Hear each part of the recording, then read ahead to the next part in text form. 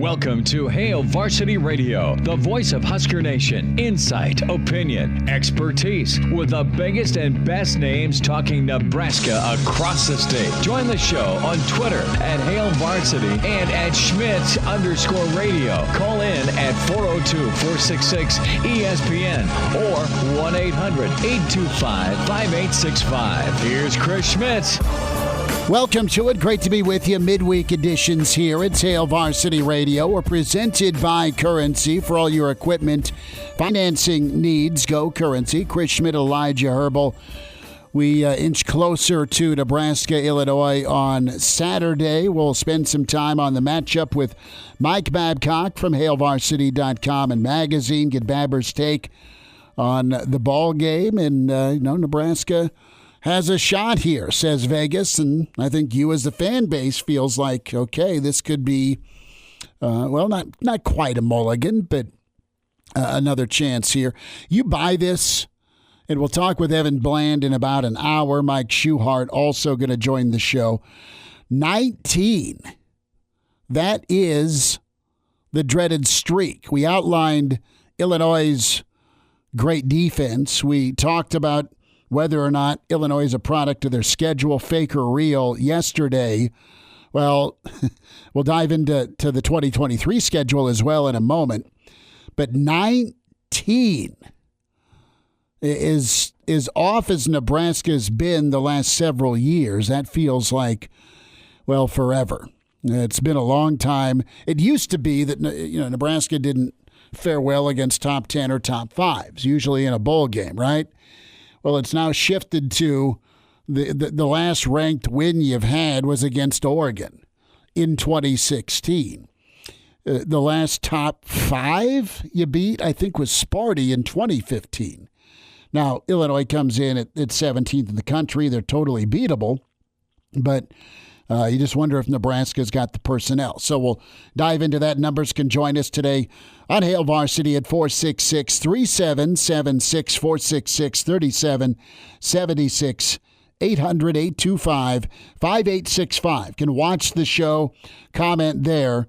Facebook and Twitter, ESPN Lincoln, Facebook and Twitter. Hail Varsity Radio, Twitter at HVarsity Radio. Give Elijah Herbel a follow at Herbal Essence on Twitter. Chris Schmidt at Schmidt_radio is where you find and follow me. So 2023 schedule is out. My first reaction is I love this.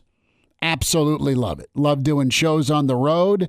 It's not as far as Dublin. We've had a pretty good history of fun in Minneapolis.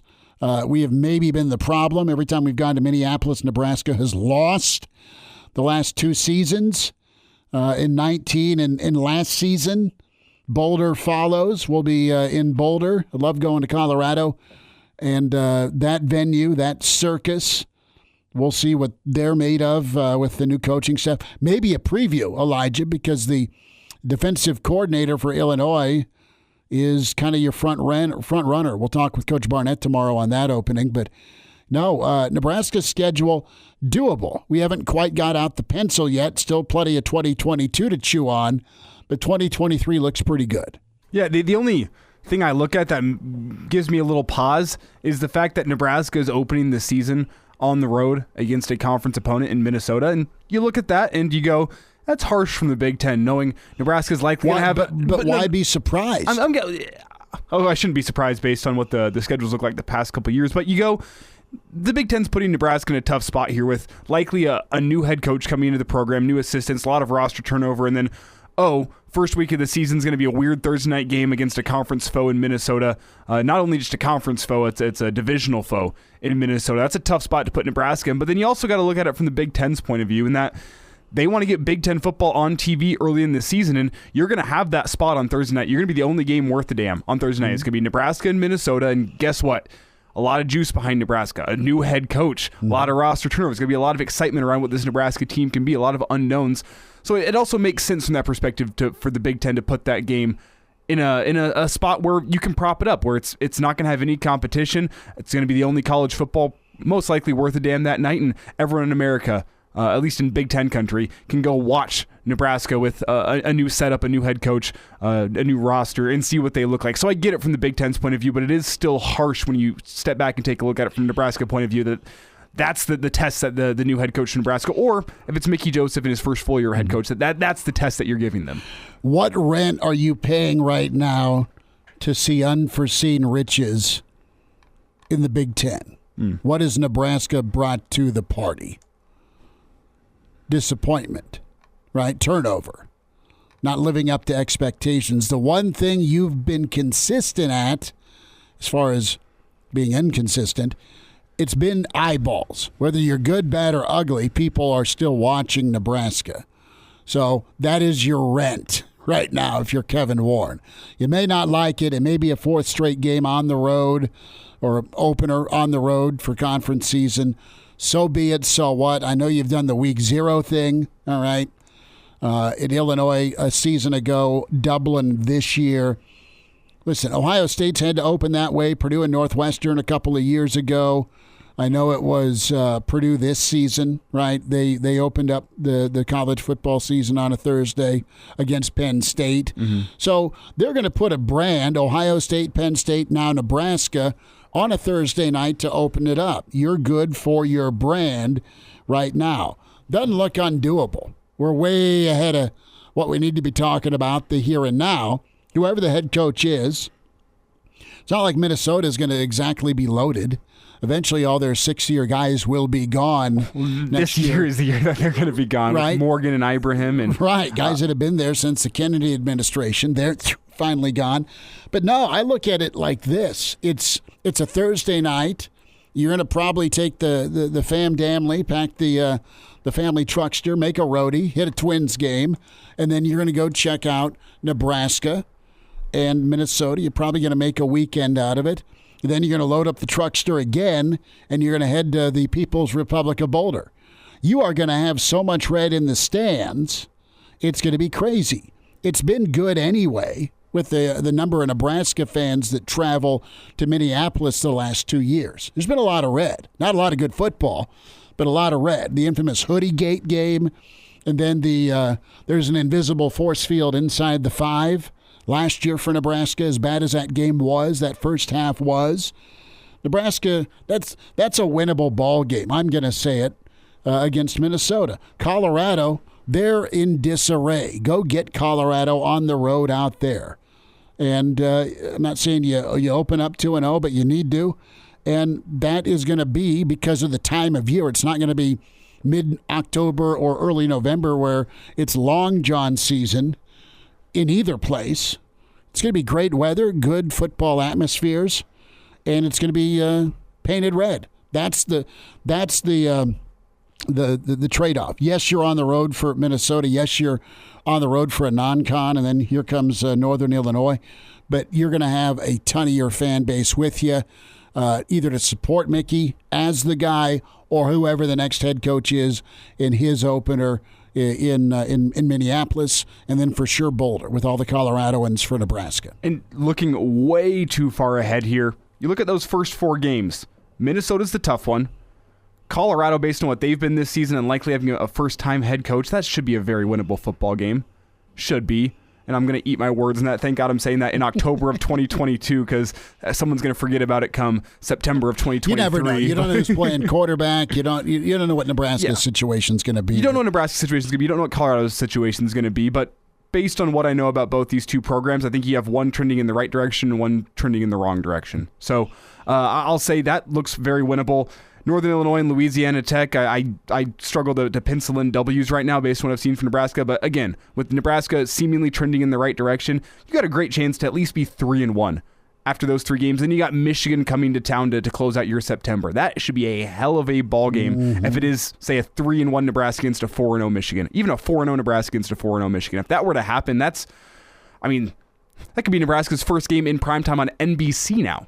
Could be, and then you wrap before the bye at Illinois. So are you 4-2 going into your bye? Are you better? Are you worse? Who knows? Time will tell. But looking at the schedule, you get Michigan at home. You have Iowa at home for Black Friday. Those are your 2 circled ball games. You have Northwestern and Purdue and Maryland comes to Lincoln as well. Your crossover isn't easy, but it's not as bad as Purdue.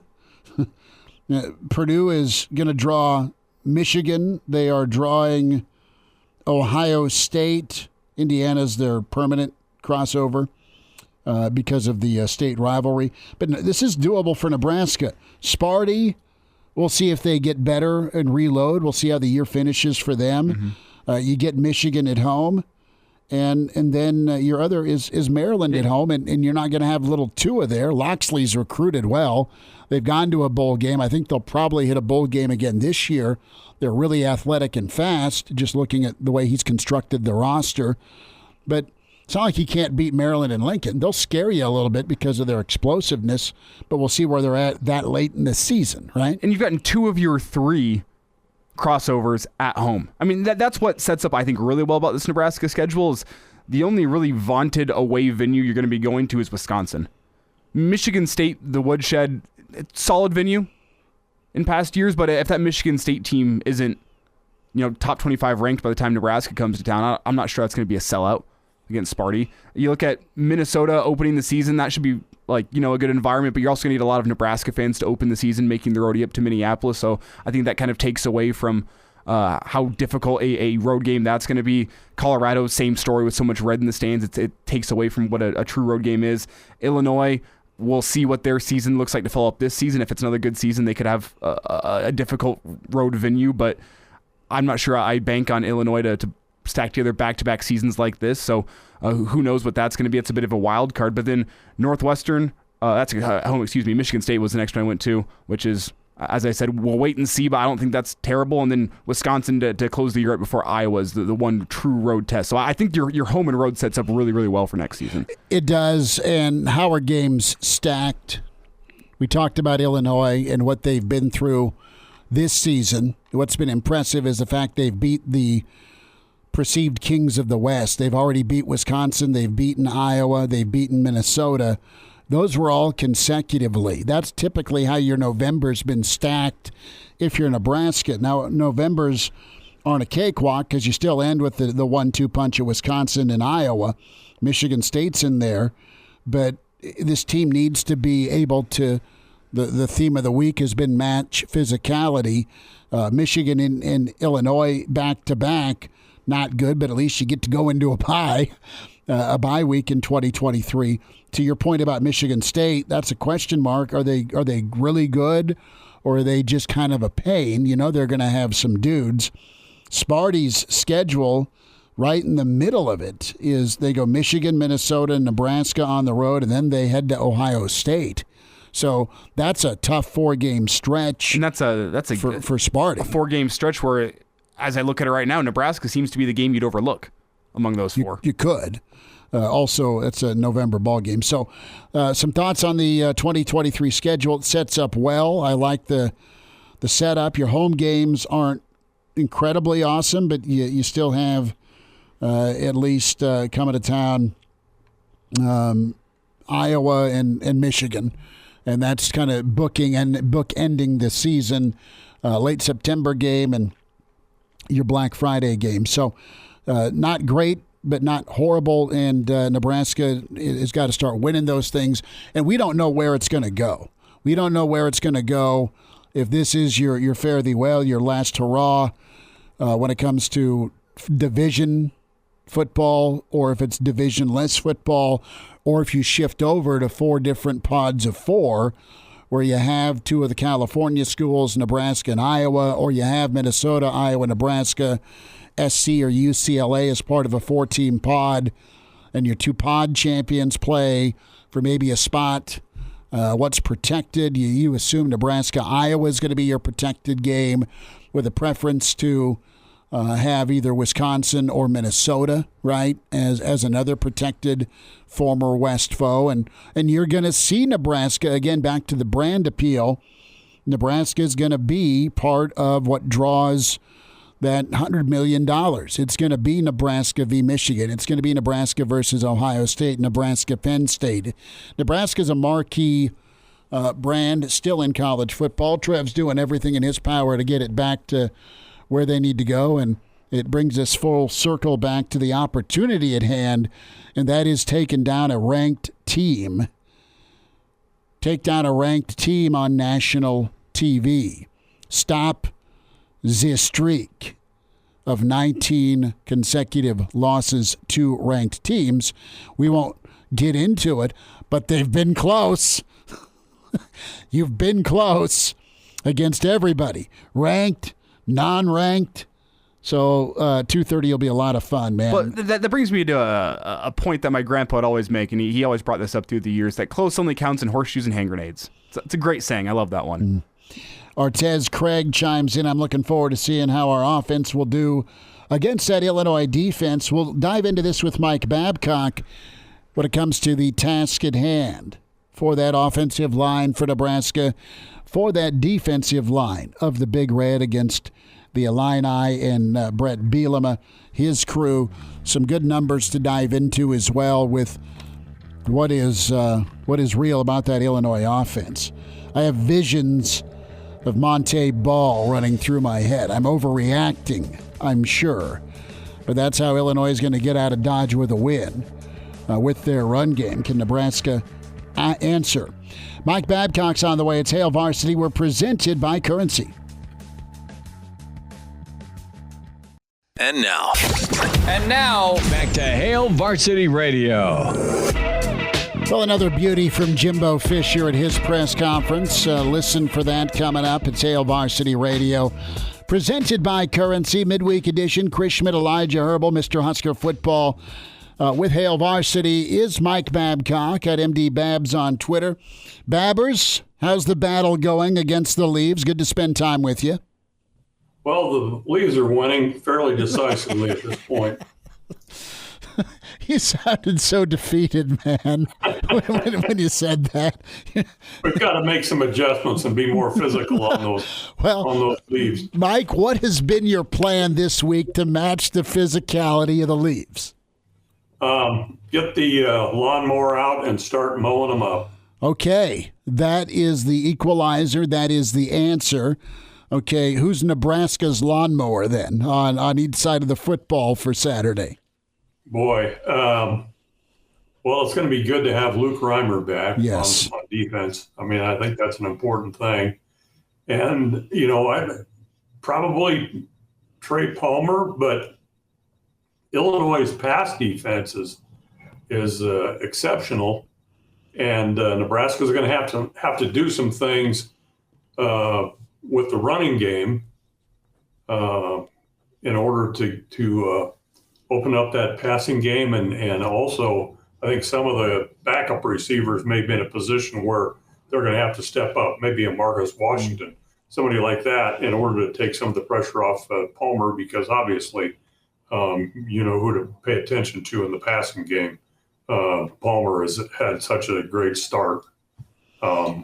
Tremendous receiver. He's been outstanding. I think Marcus Washington's geared up, has obviously some familiarity with the Illinois side of the ball.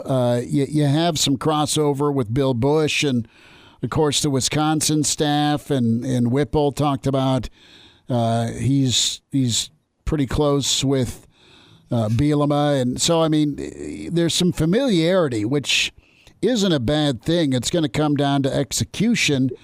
And with this Nebraska opportunity, Mike, you'll know this. I mean, do you remember a time Nebraska's had such a drought against ranked teams? We're talking 19 in a row. Yeah.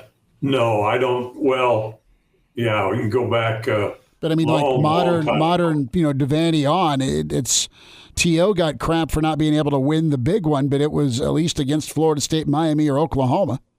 Yeah, and that bowl game losing streak that really kind of changed things for Nebraska in the way it played defense and set the stage for the national championships. But no, the consistency of not being able to get it done against ranked teams is something that maybe once you get it done, you'll feel good about it. But I think the irony of the whole thing is, what's Illinois' one loss? I know, right? It's Indiana. But that was early in the season, and things change obviously. But I just think Nebraska has an opportunity, and the game is in Lincoln. I think that's a little bit of an advantage there. And I just think that, again, Mickey Joseph, and this came up again, he's instilled this mentality in the team that, they're not going to back down there and they're not going to give up. And I think that's what you have to be able to do when you're facing a team that's been as impressive as Illinois. Also, the number one rusher in the country, right? Chase Brown. Yeah, he's been there for a while, and he's really good. Yeah, and this came up at the news conference today too. Is your opportunity, the number you're going to get, is going to be reduced if you're not going to be picking up converting those third downs because of the kind of offense that Illinois plays and how it keeps the ball away from the opposing offense. Mike Babcock's with us here on Hail Varsity Radio. And Mike, you mentioned the one slip up for Illinois this year. That was against Indiana. And that's actually the best passing team that Illinois has faced so far this season, as Indiana, I should say, was able to throw for 330 yards against the Illini defense. And I don't think, other than that, Illinois has played a team that's in the top 75, I think is the number of team passing rankings. And Illinois, to their credit, held Indiana to 32 rushing yards. But there's been just a lot of this Illinois pass defenses, and I say that it is very good, but I'm not sure how tested this Illinois defense actually are. It's a topic we had yesterday, but what's your take on that? Is this Illinois passing defense really that good, or are they just not playing, opponents that are up to the quality of a lot of these high level passing offenses that you see now in college football? Well, yeah, the three teams that Illinois held to under 50 yards passing, which is in the notes there, are not exactly impressive pass-oriented teams. So, but you still look at where Illinois is now and maybe where it was when it played Indiana. It's like Nebraska. It's moving forward. Yeah, it's not overwhelming. It's not impossible to throw against Illinois if you can establish, again, some kind of a running game to take some of the pressure off the passing game. And when you've got a receiver like Trey Palmer and, mentioned Marcus Washington, who knows some of the guys on the Illinois team, he was talking about that. I think you've got an opportunity, and it's probably not as daunting as it would seem when you look at the statistics, because of what you point out. What are the teams that have done this against Illinois? Illinois has stopped teams that maybe are not as pass-oriented or maybe aren't in the same category. I think Wyoming was one of them. There was one other non-conference team that I thought. Virginia.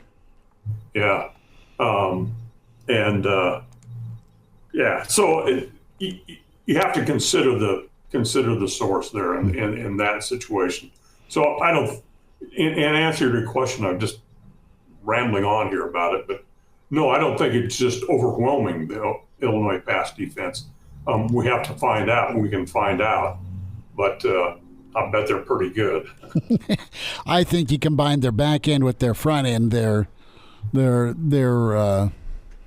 beyond a product of their schedule. They're very talented. Looking at some of the guys Lovey's recruited and just how physical they've been, and then how that's meshed well with Brett Bielema. Mike Babcock with us here from HailVarsity.com and magazine. Find Mike on Twitter at MDBabs. Mike, to wrap on Illinois before we get your take here on the 2023 schedule, to your point about time of possession, scoring quick versus being on the field all day long, Reimers will be big. Illinois is going to just go big and run downhill or try to do it. Does Nebraska have the personnel? Can they kind of fall back on some training with a bye week to rest up and just be new and improved? Is my question on the interior, because that's going to be so key for Nebraska to make sure it stops at a 3-yard gain versus the yards that Brown is so good at getting after contact. That's the thing. They're going to be tested up front, no question about that, because of Brown and because of what Illinois has in its offensive line and the way it's gone about things. So, again, if you're scoring fast, if Nebraska's scoring fast, it's not as much of a concern. If they just get the ball and they go down the field and they score. But if it's the kind of game that you expect from Illinois, you're not going to have that many opportunities, and you're going to have to make the most of them, and you're going to have to try to pick up some of those third downs in order to keep the ball, in order to have some time, because you're not going to get the number of plays that you would get when you're scoring a bunch of points. And again, unless you're like just quick strike every time, which is probably not going to happen against that Illinois defense. Mike Babcock's with us here, Hail Varsity Radio. And Mike, with all these things that we've talked about here previously, that Illinois' defense as well as Illinois' offense, the fact Illinois is a top 25 team coming to Lincoln as a 7-point favorite, do you see Nebraska having some tricks up their sleeves for this game? Some things that they can pull out from deep inside the playbook to catch Illinois off guard just a little bit? Because whenever you look at this in a head-to-head matchup, it does seem like Illinois has the advantage, and Nebraska might need to make some magic of their own in order to keep this game close in the fourth quarter. Well, I thought Mark Whipple's comments today kind of indicated that they had done some things. They'd made some adjustments on or added some things that they wanted to do offensively in this situation. So, yeah, I think you have to do that probably. But, yeah, it's been impressive what Illinois did in that stretch that you pointed out, and I don't know why I'm still skeptical a little bit, maybe because it is Illinois, but I think Nebraska has a good chance. The physicality, Nebraska talked about that. I think that the things that Nebraska has an opportunity to prepare for Illinois, and Illinois had the same opportunities. So let's see what happens. But I think it's a big thing that it's at home. I really think that's going to make a difference as well. Mike, some volleyball, Nebraska and Wisconsin touch gloves tonight, 8 o'clock BTN. Nebraska's style with that 6-2, very similar to Wisconsin. John Cook's just always impressive. And I'm not Mr. Volleyball aficionado. It's more Jacob Padilla. But, what a great statement opportunity for Nebraska. I think old Cook wants to hand it to somebody tonight. Easier said than done in that venue, but, man, going to be a raucous atmosphere and a great test for Nebraska. Yeah, I'm really looking forward to watching that. And, and you're right, John Cook is he's as good as it gets. He spoke to the women's basketball team here recently, and he's just got a good perspective on things and how to go about coaching something, I think. So I'm looking forward to that. I think he talked to the women's basketball team. I shouldn't say that. I thought maybe he did. Mike, we got to run here, but can we take you with us to Minneapolis and Boulder? You up for a couple of road trips next year, real quick? Yeah. Let's make sure we don't have a Nebraska license plate on the car that goes to Boulder. Whenever we rented a car to go there, we made sure it didn't have Nebraska license plates. Mike, we're going to Boulder. You're driving. Big old Herbie Oscar. The crack through the windshield. Welcome to Colorado. You need to drive a tank there. No kidding, right? And just wave a big old red flag. Go ahead. Mike, we'll talk next week. Thanks for the time, as always. We'll see you Saturday. Thanks for having me, guys. There he is, Mike Babcock with us on Hail Varsity. Mike Schuchart, Wilderness Ridge Golf. We'll talk to Shuey. Get some thoughts here on the world of sports and just how gorgeous Wilderness is right now. And now, back to Hail Varsity Radio. Back with you, it's Hail Varsity. We're presented by Currency, Schmidt and Elijah Herbel. We are efforting Mike Schuchart, Wilderness Ridge Golf. We've got him. That's pretty good. And coming up, Evan Bland will be with us. We'll check in with Mark Whipple and Coach Bill Busch. Numbers to get in at 466-3776, 466-3776. Get to some of your emails and StreamYard comments as well. We say hi to Mike Schuchart, Wilderness Ridge Golf. Shuey, how's the week? Thanks for the time. You bet. It's good. Fall golf, man. Got a little rain. You greened up the course. Nice out. Loving it. We got to sneak out, take another. We don't have another bye week in our back pocket to sneak out for golf. But rumor was you were giving away 40-yard line seats earlier today. I was. I already gave them away. I got 2 more though. Do ya? I do. Look at you, Shuey. That's a win right there. How you feeling about Saturday? Next question. Yeah, not good enough that he's going to be using those tickets himself. I want to be very optimistic that we can actually win, but I don't know, man. It's just a bad matchup for us. What does a win against a ranked opponent? The first time in, Schmidt and I were talking about 16 tries that Nebraska could get a ranked win. If Nebraska does pull it off on Saturday, what does that do for you? That gives me a whole lot of hope that they're going in the right direction. They have the right people kind of in place that are getting guys to buy in and do their job, so it's like that would go a long ways for me. Shuey, as you look at this team, and you've coached at the Division I level for a long time, been a pro golfer, I mean, so you get the rarefied air of both sides of it as a player and as a coach. When you look at Nebraska, do you think it's been more development, or do you think it's a situation where just some guys just aren't as good as they were projected to be? There's still time for them. Everyone can get better, right? But I'm just wondering right now, as you look at what Mickey's dealing with, and he's not going to whine about it, but I'm going to ask the question: are they just undermanned right now when you look at their football team? Well, they're undermanned, no question, but it's like development or kind of a misevaluation of them.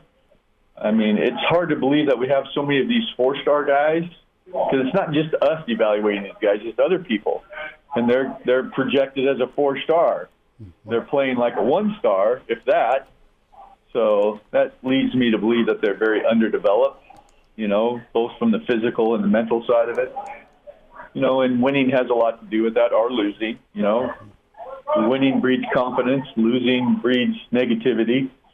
So it's like in self-doubt and all that stuff. So it makes it harder to develop somebody that is projected as a 4-star. I mean, we got 4-star guys all over the place on the lines. Mm-hmm. None of them are playing like it.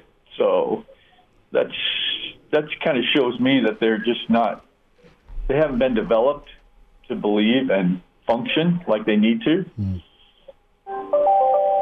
Mike Schuchart's with us here. That was a nice little sound effect in the background. Mike Schuchart joining us here from Wilderness Ridge. It's Hail Varsity Radio, presented by Go Currency for all your equipment financing needs. Go Currency. And Mike, just moving forward, the final 5 games of the season here, what does this mean for you in terms of Mickey Joseph's tryout for the permanent head coaching gig? It seems to be that this is do or die time for Mickey Joseph, and that you got to think that Trev Alberts is coming to a decision here soon on what direction he wants to move this program in with the hire. So what do these 5 games mean for you? Are you sold on Mickey just yet, or what do you need to see in the final 5 games to see if he's the right guy? Well, I'm very sold on Mickey. I mean, and it's not just Mickey. I mean, I'm sold on if you can find the right coach, and Mickey obviously has shown that he's at least somewhat of the right coach. I mean, he's got his players to play better than they have been playing. I mean, his media talk the right kind of talk. It's about the players and it's about the program being bigger than somebody or anybody. So it's like, does Mickey possess those? Yes. Are there other guys that possess those? Yes. It's like, can you find the right guy? The guy, whether it be Mickey or somebody else, but do they possess the right characteristics that you need to lead your program and develop your program back to what it once was? I mean, they haven't done a very good job of that in the last 20 years. The last group coached about trying to survive. At least Mickey coaches the players to get them to play as good as they can play. Win, lose, or draw doesn't really matter. It's about that. I think in the past they were coaching for different reasons. They were coaching to prove that they were worthy or whatever. They just weren't the right people in place. Shuey, when we talk about schedules, they were put forth for 2023. Do you like what Nebraska has up their sleeve here for 2023? I know they open on the road with the Gophers on a Thursday night. I look at that as still a bit of a badge of honor because of the brand getting that type of showcase. It's not what you draft or pick first, but it's what you have. And I look at it as, some of the value Nebraska still brings. No question. I mean, I looked at the schedule, and it's a very favorable schedule, in my opinion. If they can continue to get better like they have and get both of their lines playing like it needs to be playing, or up to a level of being a conference champion type level. I mean, they have skilled players all over the place, but they need to get their lines playing good enough. If they can do that, man, 2023 looks like it could be a very successful year. Mike, for any fans going up to Minneapolis for that Thursday night game against Minnesota, if they're going to make a weekend out of it, do you have any golf course recommendations in the Minneapolis area? There are so many golf courses up there. It's amazing. I mean, you can't hardly go around a corner without running into a really good golf course. So, I mean, you can't go wrong about any of them. It's beautiful up there. That time of the year will be awesome, so it's like it'll be a fun place to go play up there. We are going to rent a tank under the advisement of Mike Babcock to roll into Boulder with a big red flag. Following week, yep. The following week. Are you in? If we can go get some Boulder golf, we'll call Barnett up, get onto his course. Oh, yeah. That'd be fun. No, we'll see. Shuey, what's happening at Wilderness? Tell us what's going on here. About 30 seconds, bud. And we've just got fall golf going on, still getting our construction going. Each day gets a little closer. Getting ready to open up our members only grill. So it's looking pretty sweet. I'm excited for it. It is awesome. I know the colors are picturesque. Weather's still good. And your chance to join Wilderness happens now. You can log on, wildernessridgegolf.com, find out more info. Shuey? I said we have Matt chiming in on Facebook calling Minneapolis golf the land of 10,000 water hazards. It's very fair and very accurate. Shuey, appreciate you jumping on, man. We'll be in touch next week, and we'll see how this Saturday shakes out, bud. All right. Thank you for having me. Stay safe. You too, brother. Appreciate it. There he is, Mike Schuchart, Wilderness Ridge Golf. He's Mr. Husker football ticket, it sounds like. Good for him. Good for him. We'll wind down this first hour. More of your comments coming in. And, yes, Evan Bland in 15 minutes. It's Hail Varsity presented by Currency. Chime in 402-466-ESPN or email the show, Chris@HailVarsity.com. Just try me. Back to Hail Varsity Radio.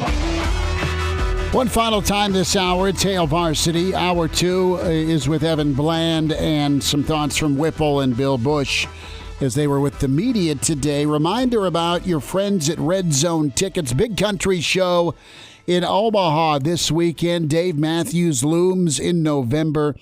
Red Zone Tickets, not just for concerts, but also for all your Husker football and volleyball needs. Also NFL and Creighton basketball. Man, they are a Final Four favorite. Be a part of it all with your friends at Red Zone Tickets, selling fun since 2001. Do you have tickets you want to buy? Do you have seats that you need to sell? Well, log on today, redzonetickets.com. And they are local, they are friendly, and they are all about backing up what they promise. That's a 100% guarantee on all your orders, an A+ Better Business Bureau rating, and you'll receive authentic tickets and experiences you'll never forget. Get the item checked off your bucket list. Create memories that last a lifetime. Visit redzonetickets.com. today. That's redzonetickets.com. Did you get to hear Jimbo Fisher's presser today, Elijah? I did not. Okay. Well, Jimbo's presser was interesting. We'll say that. As Jimbo's letting folks know that, hey, if you're a losing program, that's all right. That means you're still a talented guy and you can come play ball here. Hey, Coach. With 4 losses so far, it's been pretty disappointing. What's your message to recruits about the future of the program? Look at what we're doing and the guys that happen. And, also, you look at that in the back, they see opportunities. Everybody says, well, I go somewhere's winning all the time. I may not play for a while. You know what I'm saying? But no, we've got good young players. Look at the young players team. Look at the young talent we have. Look at the guys making a lot of the plays, and they see it. We got a good nucleus of what we're doing, and that we're only a playoff on those games. And you sell that, and you see it, and be truthful about it. There's no in recruiting. The key in recruiting, there's no pitch. When you're a good recruiter, you tell the truth. Recruiting is about one thing: truth and relationships. You can draw it up 100 ways, but it's silly. There is no pitch. There is no magical formula. There is no pixie dust. You build a relationship through truth and trust, and be honest with them about where you see them and what they do, and you don't base everything off 1 year either. You don't basically base things off history, what people have done, where they've been, what's happened, schools have happened, players, and see the future of what a program is. But it's based off truth and trust, it's what you tell them. I see a slogan right now in Austin and around the SEC. Why go to a winner? But when I hear pixie dust, I think of Matthew McConaughey ordering 2 Absolute martinis.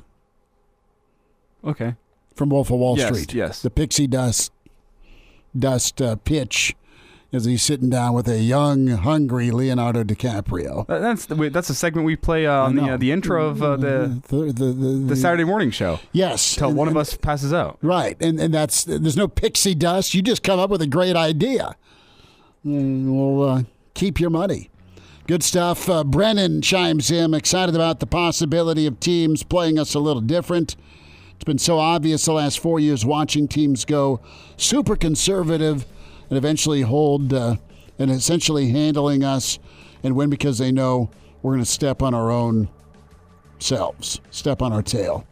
Matt says jumping up on and down on our tail with both feet. Evan Bland, World Herald, Football Thoughts next. Welcome to Hail Varsity Radio, the voice of Husker Nation. Insight, opinion, expertise, with the biggest and best names talking Nebraska across the state. Join the show on Twitter at Hail Varsity and at Schmidt_radio. Call in at 402-466-ESPN or 1-800-825-5865. Here's Chris Schmidt. Back into it. It's Hour 2 at Hail Varsity Radio, presented by Currency for all your equipment financing needs. Go Currency. Chris Schmidt, Elijah Herbel. We welcome in, fresh off his bye week, Evan Bland joins us from the Omaha World Herald. Does a great job covering Nebraska football at Evan Bland, OWH. On Twitter is where you follow him. Read him with Omaha.com. Evan, what'd you do? It's been a popular question all week, so what did you do during the bye week? Well, I actually last weekend went up to Sioux Falls, of all places, with my wife. We just kind of got away for a weekend, and as luck would have it, I actually came down with kind of an illness or a sore throat, and so I'm kind of on the mend too, much like everybody else. So the bye week was well timed, but I'm going to be ready to rock here for the home stretch. Did you visit the Empire Mall? Yes, actually. It was nice. I had never been to Sioux Falls before. I did not know also that they have a natural waterfall area out there. So consider me more educated than I was a week ago. Well, wouldn't that be how they got the name Sioux Falls? But I never, I lived in South Dakota for a year, and both my college roommates are from Sioux Falls and still live there. So my little town, an hour north of Sioux Falls, where I was doing radio, I would escape to the big city in Sioux Falls, the king of chain restaurants. It was wonderful. It was a good time. But yeah, they have a falls. They do. I guess that's where you get it from. I it's one of those things that you just sort of like, oh, that's the name of the town. And now, the gaps are being filled for me along the way. So it was cool. And it was obviously a great time of year with the leaves changing and everything. A cool town, had a good time. Evan Bland with us here, Omaha World Herald, joining us, Hail Varsity Radio. Evan, looking ahead here, October 14th, 2023, you started making any plans just yet? No, not yet. Although, if anybody out there has, wedding plans, now you're probably scrambling this afternoon to fill venues or family reunions or, fall trips, family getaways, whatever it might be. I personally don't have anything that I'm jonesing to pencil into that weekend. Maybe that's a pumpkin patch weekend, something like that. But yeah, nothing too definite yet. Well, Nebraska's schedule released, and Elijah, it's going to be fun, man. We're gonna be able to buy Evan a beer or two in Minneapolis and in Boulder, because we'll make those our two normal road trips anyway. Whenever Nebraska plays in Boulder, we're there for live shows, and we've hit Gopherville the last three seasons. But overall, Evan, what do you think of the schedule for 2023, the year before Hollywood comes in? Well, I love the road games, first of all. I think Minnesota's one of the more fun trips in the Big Ten. You mentioned Colorado. That's always really interesting, too. Illinois is drivable. You kind of in Wisconsin, Madison's one of the more fun towns to visit, too. So that's cool. The schedule, the reconfigured version here didn't have a ton of changes from what we had seen with the previous version. Certainly that Thursday night game at Minnesota should be a lot of fun. That's something the Gophers have done for a number of years, and so Nebraska sort of falls into that. It's not a week 0 game. It's not a week 1 game. It's somewhere sort of in the middle. So that part's pretty cool. To me, when I look at next year and the schedule, it's sort of that last chance to relish divisional play, and the way that it's been for Nebraska, when you think about it, for really the last 28 years. I mean, when you talk about what you want for Nebraska out of a season, it was always compete and win the Big 12 North, compete and win the Legends, and now it's been compete and try to win the West, and then you take the next step from there. And we don't really know exactly what that format's going to be like in 2024 and beyond. If it's a pod system, if it's some sort of 2 or 3 protected annual rivalry games, and however else it's going to play out, that's all for another day. But it's kind of cool, I think, just to have one more chance, one more sort of farewell tour for the way the format's been. And let's be honest, it's Nebraska's probably their best chance to compete for a conference title through that divisional format, where you don't have to keep up with the big bads in the East throughout the season. You just have to win what I think is maybe a deeper West, if not as top-heavy as the East. You win that division, and then it's a one-shot deal to try to win a conference championship, the way that we've seen Wisconsin and Iowa and Northwestern try to do over the course of the last 8 years or so. So I think that's what it is for me, is sort of appreciating the format, what it's been, and then obviously turn our attention to what's next. Evan Bland with us here on Hail Varsity Radio. Evan, 4 consecutive years Nebraska opens their season with a Big Ten foe on the road. Your reaction to that? I mean, it's a tough spot. Whoever's going to be the head coach for Nebraska next season, you open on Thursday night against Minnesota. It could be a fun road trip for us, the media, but from a team point of view, what does that do for you? Yeah, it's not easy. I mean, certainly your preferred method, if you're a new coach and with a lot of new players, would be have sort of a ramp up at home against some maybe group of 5 or even FCS level competition and figure out some kinks and then roll from there. So it's certainly more challenging in that regard. I think it's interesting that it's Minnesota in the opener, because you think back to Nebraska's history against them the last decade or so, most of those matchups have been cold, late October, early November sort of games when teams are beaten down and it's just sort of a battle of wills. It'll have a different sort of feel on what should be probably a warm night when everybody's healthy and fresh and ready to roll for the season. So I think that part's kind of interesting. But yeah, I mean, there's no doubt that from a perspective of program identity, Minnesota's going to have a huge head start with what it is under PJ Fleck and what it wants to do, whereas Nebraska is going to be breaking in, who knows, whoever the head coach is, however drastic the changes might be, whatever the roster turnover is going to be, to hit the road in the opener and then to turn around and to go to Colorado the next week too. There's no doubt that's a massive challenge and one that Nebraska's going to have to earn its wins early in the year if it wants to turn things around quickly under whatever that new regime looks like. Evan Bland with us, Husker Football Thoughts, Omaha World Herald. Evan, what do you think of the crossover draw?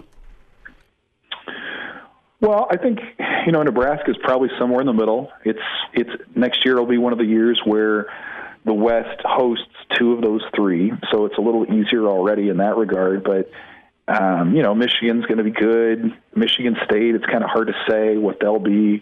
Maryland, I guess when I look at the East, if you were picking the teams that you want to play in terms of an easier path, at least on paper, you would say Indiana and Rutgers.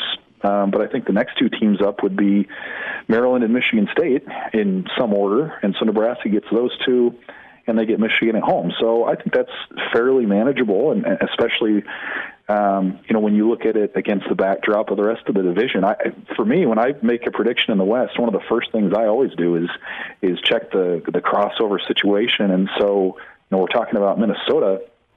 They have to play Michigan, Ohio State, and Michigan State next year. I think they have what you would call the toughest crossover draw. And then on the other side, you could make the argument that maybe Illinois or Wisconsin have the easiest draw, probably Illinois, where they play Penn State, Maryland, and Indiana. So I think Nebraska is probably somewhere in the middle in that regard. But, man, after 6 years of playing Ohio State, not having the Buckeyes again is probably a breath of fresh air for Husker fans. And even though Michigan is going to continue to be a bear and they're just an athletic force, I think those other two are pretty manageable as Nebraska tries to navigate this thing. Evan, let's get into Saturday. Gut says what on Wednesday? How do you think this thing's going to be? Overwhelming for Nebraska, or do you think Mickey and the crew coming off a bye can hang around? Yeah, I think it'll be a close game. I really do. I mean, a lot's been made of Nebraska's struggles against ranked opponents. 19 straight, going back to 2016. It's been a long time since Nebraska's been able to break through against a team with a number next to its name. But, I think if you were to make a case for Nebraska, where I would start is that in my opinion, the last few weeks, this has been a team that has sort of settled into what it does well and what it doesn't. And I guess what I mean by that is, a month ago, I think they were more worried about time of possession and running it a certain amount of times on offense, playing a certain way. And I think what they realized and what we saw against Purdue was, hey, you've got Trey Palmer back there. If you can't get the run game going, and you have to score points on 3-play drives that still produce and still put your defense back out there, you got to do it. And so I think that's a fascinating sort of realization for Nebraska is you're going to go for broke. I think you're going to see him go deep plenty again. See if Palmer can get behind that Illinois secondary. The key then on the flip side is you got to make sure that your defense isn't out there for 8, 9, 10 minutes at a time with Chase Brown wearing you down going downfield. So as many flaws as the offense has, it's starting to feel like they have an identity. How sustainable that is long term is probably up for debate, but they have sort of settled into what they do well. And to me, it's on the other end. It's the same basic questions that we've had for this defense for a long time. Can you be fundamentally sound? Can you make tackles? Can you be in the right place? Heck, can you stay healthy and just have bodies out there that are capable of doing what you need to do? And I think if those things come together for Nebraska, especially coming off the bye week, this game's at home. It's Illinois, which, yes, is ranked, but is still not a team that's going to inspire a lot of fear. I think it should make for a pretty good game. Evan, the lines of scrimmage for Nebraska have been the weak spot for both sides of the ball, the O-line and the D-line. Who do you think faces a taller task on Saturday? Is it the O-line going up against an aggressive and fast-moving Illinois front seven, or is it that defensive line trying to stop the Illinois power rushing attack? Yeah, I mean, there's a challenge for both. I think it's probably the defensive line, because I think at least on the offensive side, you can sort of mitigate your perceived weaknesses there. You can go deep. You can have 3-step drops. You can run screens or delayed handoffs, things of that nature that can sort of take some of the pressure off of your O-line. I think defensively, though, the task is pretty clear. I mean, you're talking about bringing in the Big Ten's leading rusher and Chase Brown, somebody who is fast, who can break tackles. That's not something you're going to be able to sort of scheme out of, and you're a little bit light too. I mean, Nick Henrich is out for the year. You're getting Luke Reimer back in that second level as well, but you're a little bit short on bodies there. So I think that challenge is pretty straightforward, and there's not a lot that you can do about it if you're Nebraska, other than line up and say, hey, we found a way to improve, and we found a way to figure this thing out. So, it's I don't think that's probably the part that's going to give Nebraska the biggest fits moving forward. Not just this game, but the rest of the season. And you think back to when some of the Big Ten's best rushers have come in and faced Nebraska. Typically, it has not gone well for them. So I think when you talk about ending this drought, that's probably one of the things you're going to have to see is them being able to shut down Chase Brown in a way that he hasn't been this year. Can you contain him? You can't have him going for 2 bills, 175, 5 a carry. None of that. It's going to have to be a quantity versus a quality. I think you can manage if it's 25 carries for 105 yards. Sure. You want to avoid a 100-yard rusher, but I think you can manage that. If it's 17 for 150, you got some serious problems. Yeah, it can't be a Wisconsin rerun. I mean, that's a concern. But to your point, Evan, with the offense of Illinois, I mean, they're not great in the red zone, right? I mean, their red zone offense is 96th nationally. When it comes to third down conversions, they're just inside the top 80. So while they're physical and tough and rough, and their tight ends are going to do some work on you with an extra tackle, I mean, they're going to go heavy. Can you hold up? That's the big question for me in that front seven. And Nebraska took a step back tackling, and to your point, the injuries were a part of that. But they've had time to get guys ready, specifically in that second level.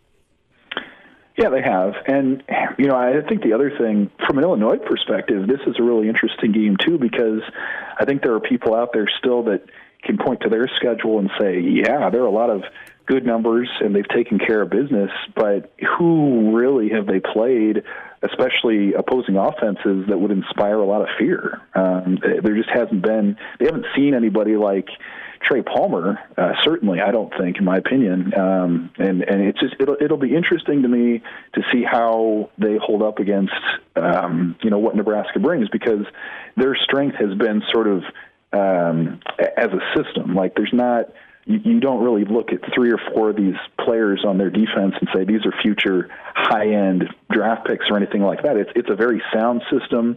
Brett Bielema said this week, other Nebraska coaches said this week, they're not a super diverse defense either, but what they do really well, and they play fast, and they're confident in it. So that confidence, that momentum that they have against sort of the raw Nebraska speed and some of the talent that their skill players have, to me, sets up a really interesting matchup where I think we're going to find out a little bit more. Has Illinois been a product of its schedule, or is it really taking that jump in year 2 under Bielema?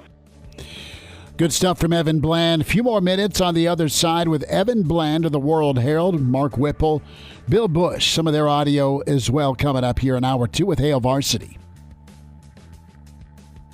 And now, back to Hail Varsity Radio.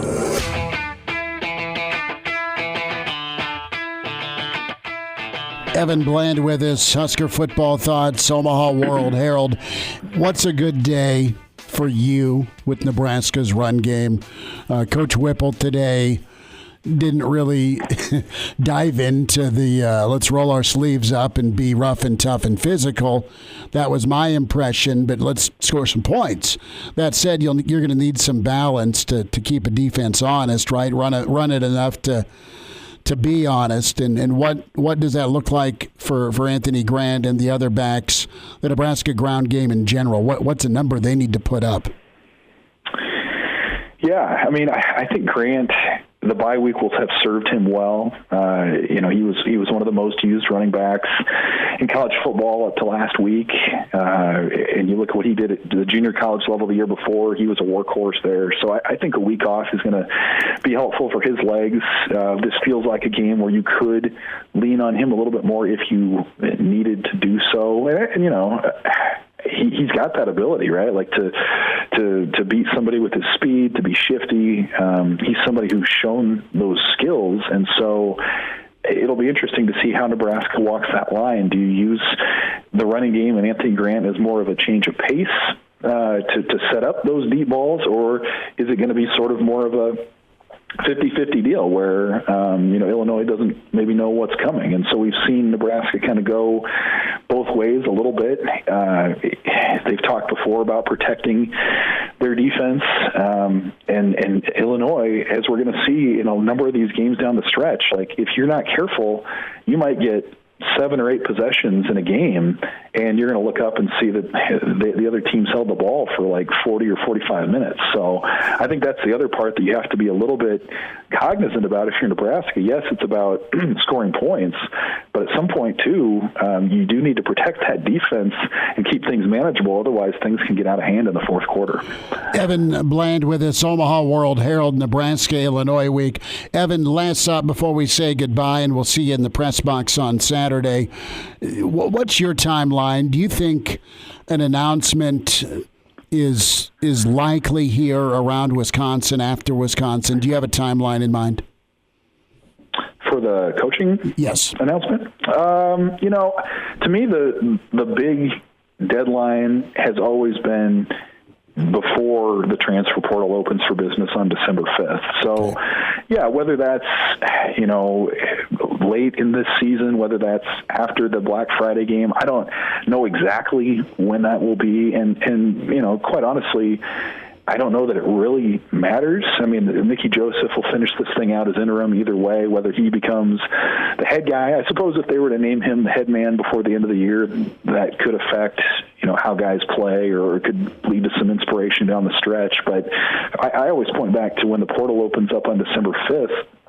It's sped up the game, and it's one of the reasons why schools are firing and making coaching changes earlier than ever, is to try to get a jump on things. And if you don't have a guy in place by December 5th, I mean, there's a lot of uncertainty on that roster. Guys can enter the portal, and you're missing out on the chance to recruit other guys who are leaving from other locations. So I think that's what I would say is sometime at least before the calendar hits December. And then, of course, you have to factor in recruiting classes and trying to hold on to those guys as well. So certainly I would think in the next 4 to 5 weeks, no later than that, we should be hearing some news on what the plan is moving forward.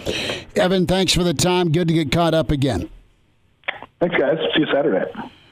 Good stuff from Evan Bland. We'll have that loaded up on the podcast, Spotify, iTunes, Google Play with Hail Varsity Radio. Subscribe to us. Give us a review. And as always, catch the video, the full show on YouTube, the Hail Varsity channel. Let's hear from Mark Whipple. Specifically was asked today after practice about getting the run game going. Well, just stay more balanced and, just keep getting better, which we have with the health issues. I think we're better up front, from the Purdue game. But, it's a combination. So score dictates a lot of what you have to do. So, we just got to mix and match and stay on point. And can't miss some of the big plays we did in the Purdue game. Whip was just not, and this sounds awful, Don't take it out on me. Tip your waiters, try the veal. He just wasn't real whippy today. Sometimes he was extra gruff, and I love it. but he just seems annoyed with the topic of matching physicality. And this is the comment. We'll get to what he thinks of Illinois in a moment, but matching physicality. That's the tone Mickey set. He said it Monday. It's out there in the media. It's been a talking point all week as players, whether they're listening or not, just to the noise. I mean, you got to they know it. They've played against Illinois. They know how physical Saturday is going to be, but it's a precursor because it ain't going to get any easier. You may not face teams, Elijah, as physical as Illinois. Probably Michigan's your top of the heap, but it's just going to be they will spit you out if you're not ready. And this is step one. Are you ready to go or not? But this could also be, Mark Whipple being a little bit realistic and understanding Good that take. That this is what we are. As much as you try, this is what you are. You might not be able to match physicality. I mean, the only guy in Nebraska's offense that I see that looks like they're overtly physical and light contact is probably Anthony Grant. Sure. I mean, Casey Thompson has to endure a lot of contact, but I don't think he's matching physicality. He ain't with anybody. raising both hands. Hit me again. So this could just be a realistic take from Whipple saying, yeah, I know the task from Mickey is to match physicality from Illinois, but that's we are what we are. Yeah. I mean, Whip Seed is like, son of a, how are we going to get enough time for my guy to run by everybody so he can throw it to him deep? Don't bitch to me about points.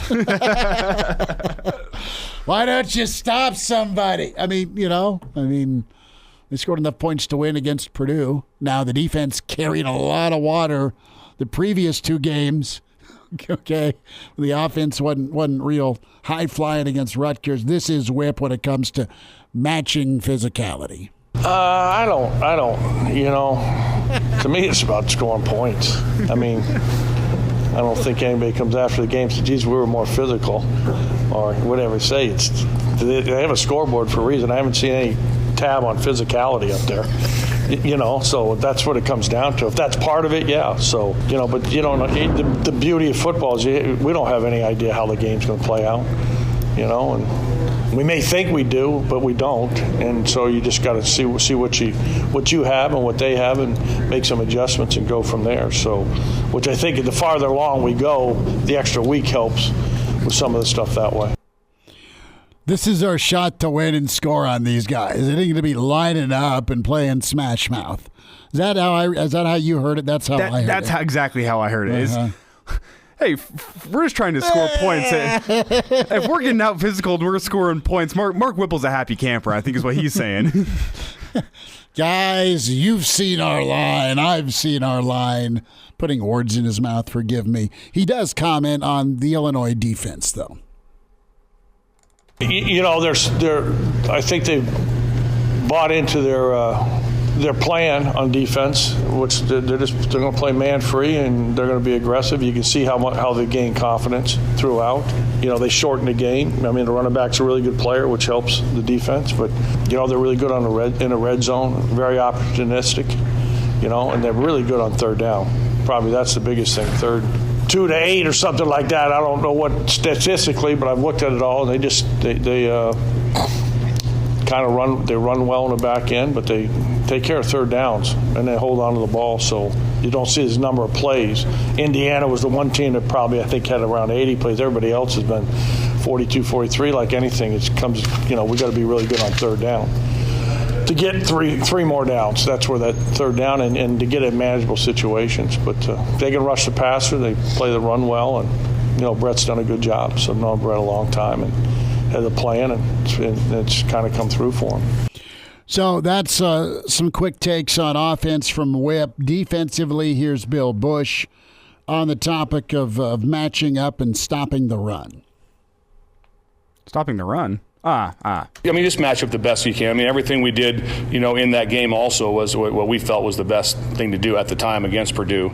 And there are some things that we didn't execute well enough. There's things I didn't do well enough as a coordinator to be able to get done through that. But there's always some things we go back, we evaluate ourselves all the time. The extra week, the bye week helped us on that to be able to get that done. Having some bodies back helps us. Obviously, we lost Nick, but having Reimer back will help us. Having Buford back, a lot of players in the game to be back for us right there. So that's a plus for us. And so we we evaluate ourselves all the time. We watch what we have to be able to get done, how we practice it, and then always just make the main thing the main thing. And so we've done a good job of that in the past right there, which we know what the main thing is against them. That's where we have to be successful. No one's going to, I love the term, stop the run like that. They're not going to come in here and rush for 4 yards like that. You got to be able to control the run. You got to be able to control it on certain situations. You have to be able to make sure you don't have big plays and breakouts. And then we have our opportunities to be able to make the tackles. We got to be able to keep it to the minimum, besides like what I said earlier, where all of a sudden a 3 or 4 yard fit turns into a 7 yard gain, which we have to defend very hard in this game. That's reasonable. That's absolutely managing expectations. That's been being real with the defensive side of things, a lot like Whipple. That's Busch saying, okay, you're not going to shut him out. Sue ain't walking through that door, all right? So can you keep yourself in the ball game within striking distance? More on Go ahead. I would just say the key with the rushing attack, as he said, is control it, because when it starts to become a problem, where Tommy DeVito is really, really good is whenever he gets that play action, that RPO look. I mean, if you go watch Tommy DeVito's film this year from a completely amateur point of view, which is Elijah Herbel's film analysis, Tommy DeVito is not a guy who's going to go out and beat a whole bunch of football teams by taking a 3 or a 5 step drop in the pocket and picking apart a defense. That's not who he is. But no, he stings you. Yeah, but if your linebackers are flowing downhill ready to stop the run, and then he gets that RPO slant look across the middle of the field, he's going to tear you to shreds doing that. Or just a simple play action where he gets a little bit of a roll and gets to find his tight end in space. That's where Tommy DeVito beats you. But that starts with being able to control the run game, as Bill Busch said, and make sure your running backs don't feel like they need to take their first 3 or 4 steps towards the line of scrimmage in order to stop that rushing attack. We have time for 18 or no? 18? Yes. No. Nope. All right, we'll have more from Bill Busch. It's a special birthday today in the sports world. Yeah. We will hear from Robert Montgomery Knight. Dirty Bob. He's blowing out 82 candles. And he has a take about motivation. This is pretty good. So we'll have that for you. I'll say Bob Knight's one of those guys that if you would have asked me 6 hours ago, is he alive or dead, I couldn't have been able to tell you. But I guess he is alive if it's his birthday. He's 82 today. Hail Varsity continues on. We're presented by Currency. And now, back to Hail Varsity Radio. Back with you at Hail Varsity Radio. Time for a Jock Doc Wednesday. Dr. Brandon Seifert with us, Nebraska Orthopedic Center. Dr. Brandon, how's the week? Thanks for the time. You bet, buddy. Week's been great. How you guys doing? We're doing all right. It was sad to see Breece Hall go down with a torn ACL, partially torn meniscus. And it happened not long after he ripped off a 62-yard touchdown run. And he's really helped spearhead a surprising season for the New York Jets under Coach Saleh, 5-2. But he was playing Elijah's Denver team. And tests earlier this week showed that Hall had a torn ACL and meniscus injury, ends his year. Let's get into the situation here with repair for this ACL and meniscus. Is it rare to have both injuries occur at once? Yeah, great question, Chris. Sad for him. He's had a great year and has been just a terrific player. The scoop on knees, just kind of talking about ACLs anatomically. We've talked about these before quite a bit on here. So ACL tear, there's 2 kind of main ligaments in the center part of the knee. One's the ACL, the anterior, which means towards the front, anterior cruciate ligament. The one behind that's called posterior cruciate ligament. Posterior means towards the back. This is the ACL towards the front. It's one we most commonly talk about here. And it basically imparts stability to your knee, and in particular the shin or the tibia from kind of sliding forward. It kind of stops that. So you can imagine as you're cutting, twisting, turning, wanting to have a stable point where you can move forward without having that tibia slide forward. That's what the ACL does. We've talked about meniscus as well. That's that kind of C-shaped cartilage pad that's in between the bones within the knee, acts as a shock absorber and a stabilizer. So that's at least anatomically what we're talking about. Clearly in this scenario, they talk about an ACL tear, meniscus injury. Unfortunately, they do kind of go hand in hand. Majority of the time when we see ACL injuries, we'll see some trauma to the meniscus, whether it's just some bruising or, more higher grade type injury, higher grade type tear. in his scenario. I'm not certain as to the grade of the meniscus tear, but it sounds like it's pretty significant on top of the ACL as well.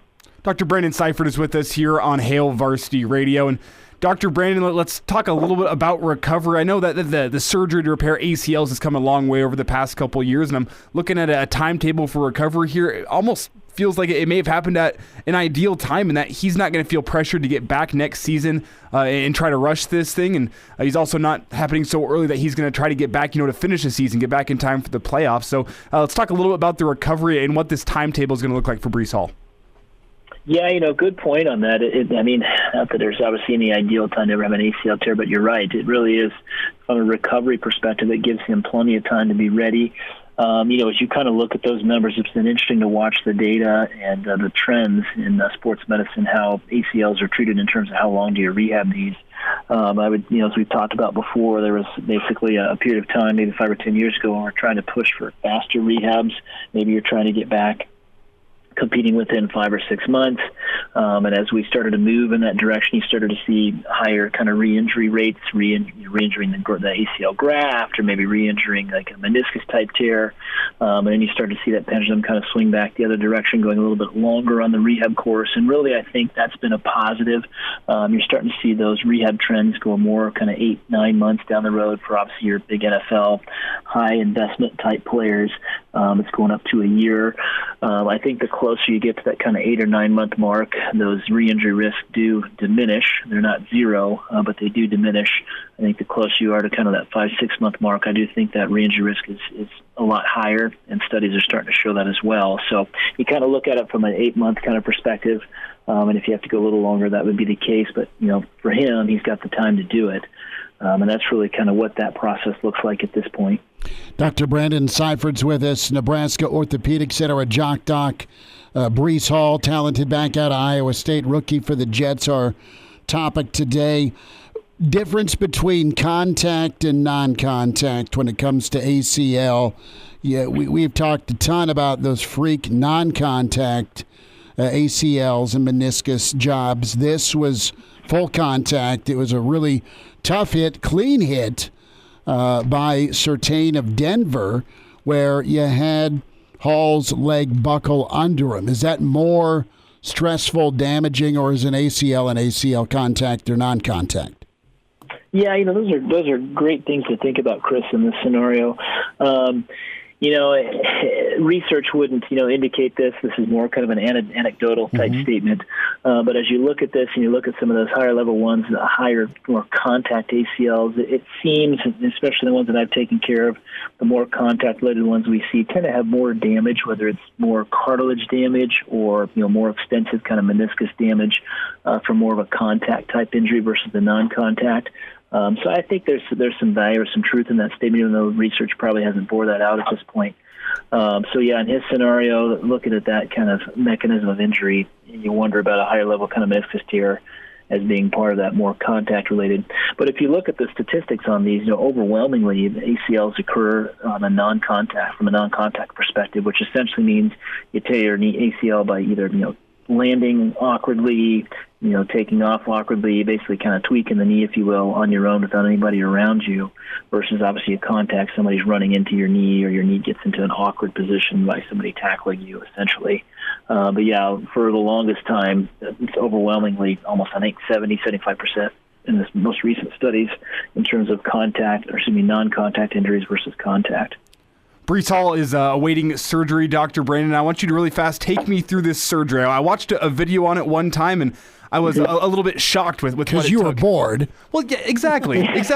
Sometimes you get a little too deep in YouTube, and you go, that sounds interesting. And I saw the surgery involved, like, drilling through the knee and grafting another tendon. Just take me through what this surgery is going to look like for Breece Hall whenever he actually gets this procedure done. Yeah, absolutely. It is pretty amazing what's out there, just that people can watch, surgically. It's pretty impressive. And some of the folks you can just find videos on YouTube of some pretty well-known sports docs and how they're doing this. But essentially, as you go through this is always the discussion we have with families when this happens.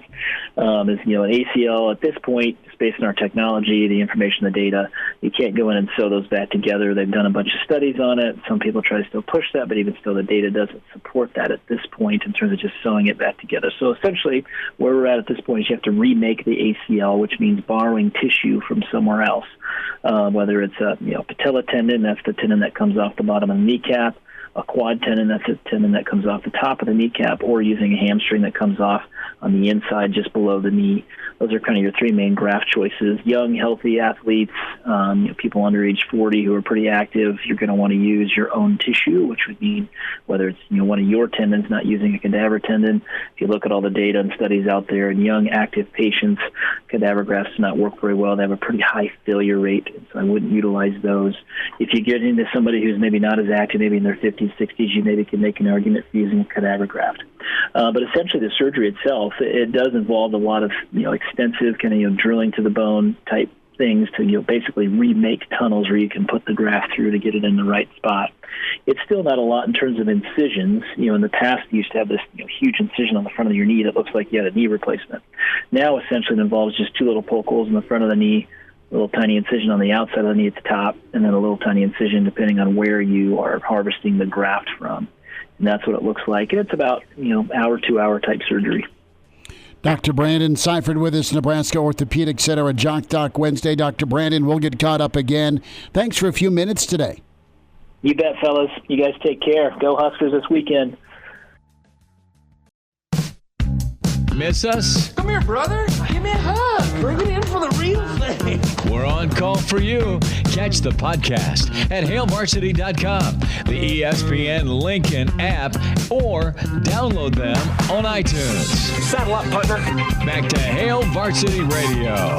One final time, Hail Varsity Radio, presented to you by Currency. For all your equipment financing needs, go Currency. Reminder to get buckled up. Game preparation and repetition predict success and winning. Drivers and vehicle passengers who always use their seatbelts will increase their survival chances if a crash should happen. Remember to always buckle up, or a message from the Nebraska Department of Highway Safety Office. We were going to get this to you before the break. We couldn't, but here's Bill Busch. He was asked by Mitch Sherman about the topic of physicality, right? That's been ongoing. It's been a pointed question to the offensive and defensive coordinator today. You heard Whipple's thoughts on it. Score more points. Busch on the money, though, with being able to coach up the guys and get ready for a very imposing Illinois team.